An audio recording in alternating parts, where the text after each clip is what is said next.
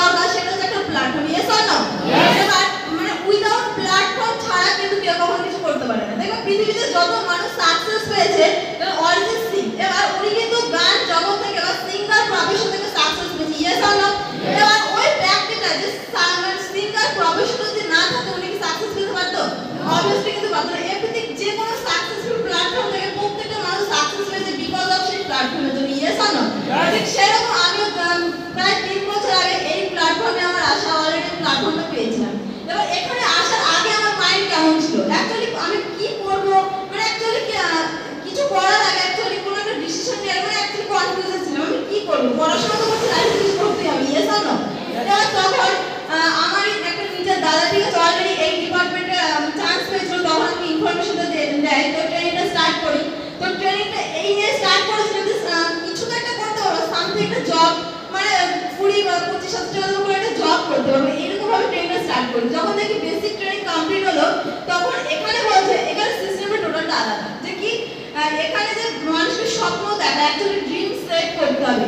এবার এতে first time এখানে এসে শুনেছিলাম যে ড্রিম যদি ফুলফিল করতে হয় তাহলে সেটাকে সেট করতে হয়, প্লাস টার্গেট করতে হয়, তারপরে কিন্তু ফুলফিল করতে হয়। এবার তখন আমরা বিশ্বাস করতে পারিনি, যে ভেবেছিলাম এ আবার ড্রিম খাতায় লিখে সেট করে এবার ফুলফিল করা যায় নাকি। এরকম আমাদের অনেকের মধ্যে আসে কি আসে না, যে খাতাতে লিখে ড্রিম ফুলফিল করা যায়, কিন্তু সেটা বিশ্বাস করতে পারিনি, মানে নেগেটিভ ভাবে নিয়েছিলাম। এবার ডেট সেট করেছিলাম, তারপরে ছোট ড্রিম সেট করেছিলাম একটা ওয়াচ, কিন্তু সেটা ফুলফিল হয়নি।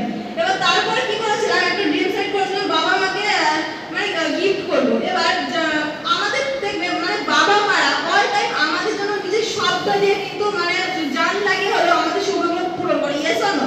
কিন্তু আমরা আজ পর্যন্ত নিজের মানে বাবা মার স্বপ্নকে পূরণ করার দায়িত্ব নিই?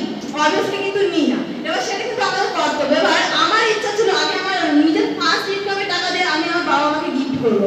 এবার সেই ছোট্ট ড্রিমটা ফুলফিল করেছিলাম। তারপরে কি ড্রিম সেট করেছিলাম, ডিরেক্ট স্কুটি সেট করেছিলাম।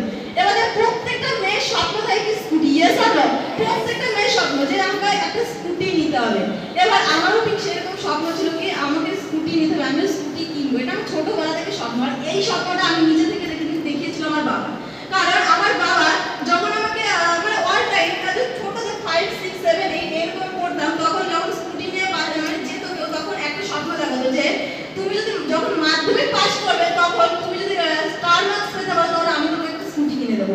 সেখান থেকে তৈরি হয় আমার স্বপ্ন। এবার মাধ্যমিক পাস করলাম, সেরকম নাম্বার হয়নি, তার জন্য কি করলো, তুমি এইচএস কমপ্লিট করো, যে লেটার মার্কস পেতে পারো তাহলে তোমাকে আমি একটা স্কুটি কিনে দেবো। তারপরে এইচএস এক্সাম দিলাম, তখনও কিন্তু সেটা কমপ্লিট সেরকম নাম্বার পাইনি, তার জন্য স্কুটিটা কিনে দেয়নি। এবার তখন আমি চাইলাম, তখন বললো তখন কিন্তু আমি অলরেডি স্মার্টফোন প্ল্যাটফর্মে চলে এসেছি। এবার সেই টাইমে চেয়েছিলাম, তখন আমার বাবা বললো যে অ্যাক্সিডেন্ট হবে, যে এখন অনেক অ্যাক্সিডেন্ট হচ্ছে সেই জন্য নিতে হয় না স্কুটি, অ্যাকচুয়ালি আবার বিয়ে দিতে হবে তোমার। তখন তো আবার মেয়েদেরকে কি হয়, বিয়ে দেওয়ার পরে তার হাজব্যান্ডকে হয় বাইক মানে যে কিছু না কিছু দিতেই হয়। Yes or no? এবার বলো তোমার বিয়ে দিয়ে দেবো, তখন তো তোমাকে দিতে হবে। সেই জন্য একটা ওগুলো ছিল কি একটা ইস্যু, মানে কি আমাদের মতো মধ্যবিত্ত নিম্ন ফ্যামিলি থেকে বিলংস করা একটা মেয়েকে স্কুটি কিনে দেওয়া সম্ভব না, এটা ছিল একটা ইস্যু বলেছিল। এবং তখন আমি একটা জিনিস কমিটমেন্ট করেছিলাম যে লাইফে যদি স্কুটি নিতে হয় তাহলে আমি নিজের টাকা দিয়ে নেব।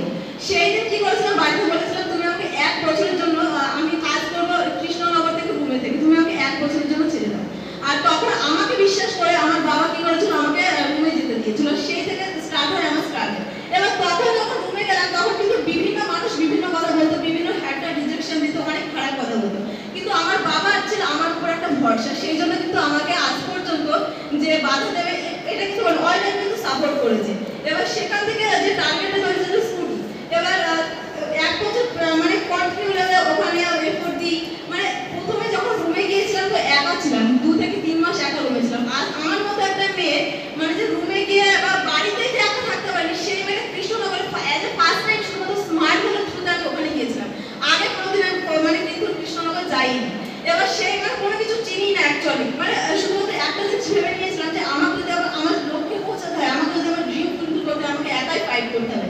কারণ আমি পৃথিবীতে জন্ম নিয়েছি একা, আমাকে মরতে হবে একা, তাই আমাকে একাই চলতে হবে। সেই ভাবনাটা নিয়ে আরেকটা জিনিস ভাবতাম, আমার বাবা বাইরে থাকতো, আমার বাবা যদি আমাদের ছেড়ে 2 থেকে 3 বছর কন্টিনিউ লেভেলে ওখানে একা থাকতে পারে তাহলে আমি কেন না? আমার বাবা যদি একটা রান্না করে 2 থেকে 3 দিন খেতে পারে তাহলে আমি কেন পারবো না? এটা আমার মনে সব থেকে বেশি জোর আসতো। এবার সেভাবে স্ট্রাগল করে প্লাস কমিটমেন্ট করে যে 1 বছর আমি স্কুটি নেবো, নভেম্বরে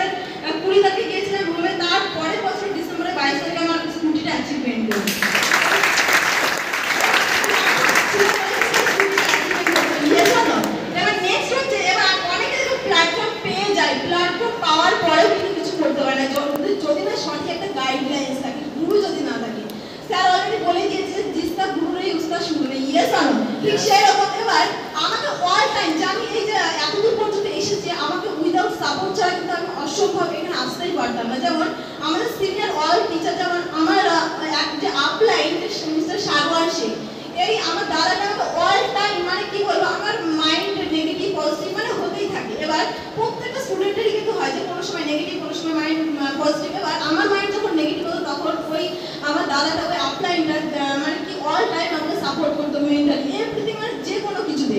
এবার তাছাড়াও যে স্যার বলছে, বিশ্বজিৎ স্যার আছে, অনুপ স্যার আছে, সুমন্ত স্যার আছে, নিত্যানন্দ স্যার আছে, মানে অল যত স্যার আছে মানে অল টাইম আমার থেকে বেশি করে আমার স্বপ্নের জন্য মনে হয় কেটেছে, যেটা আমি বিশ্বাস করি। তো চাইবো ওই স্যারদের জন্য বিপ্লব। মেয়ে হয়েছে মানে আমাকে কি করতে হবে, মেয়ে হয়েছে বিয়ে দিয়ে দেবে, আবার মানে পরের বাড়িতে চলে যাবে, অ্যাকচুয়ালি সেটা না। দেখো মেয়েদের নিজস্ব কোনো পরিচয়ই হয় না। অ্যাকচুয়ালি এখন কার পরিচয় আমরা বেঁচে আছি, বাবার পরিচয়, বিয়ের পর কি পরে পরিচয়। একটা সময় কারোর মেয়ে হিসেবে, একটা সময় কারোর কি মানে কারোর ওয়াইফ হিসেবে, কারোর মা, কারোর ঠাকুমা, এইভাবে কিন্তু মেয়েদের লাইফটা চলে যাবে। তোমরা কি চাও এইভাবে মেয়েদের লাইফটা কাটাতে? অবশ্যই না।